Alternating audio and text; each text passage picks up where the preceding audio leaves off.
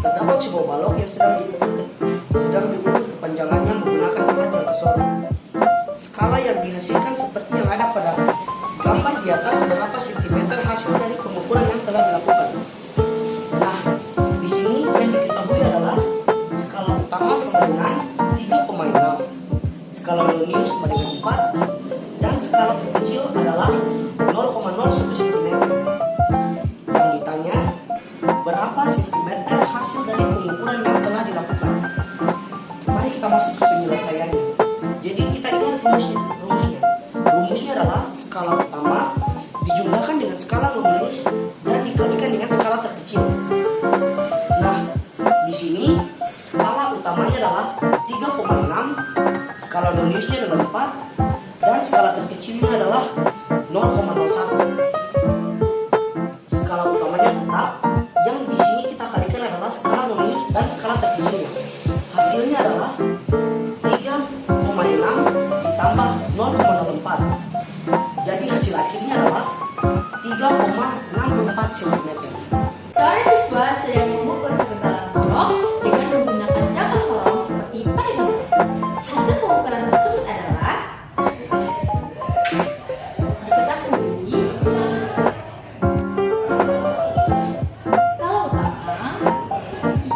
skala utamanya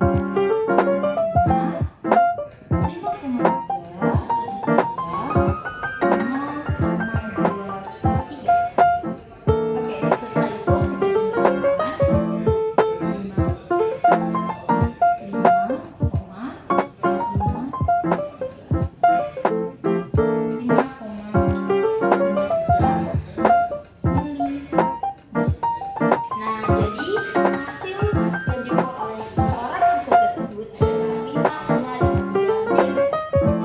kita masuk ke soal yang ketiga tentang mengacau haus. So, pertanyaannya adalah berapa massa benda yang berkembang? Nah, diketahui di sini lega depan sama dengan 8,0 gram, lega tengah sama dengan 40,0 gram, lega 8 sama dengan 300,0 gram. Yang ditanya berapa massa benda yang ditimbang?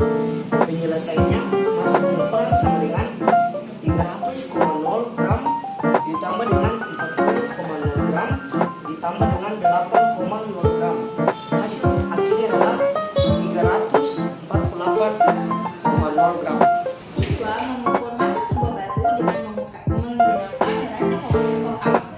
Hasil peracaannya ditunjukkan oleh gambar di samping. Hitunglah massa batu tersebut.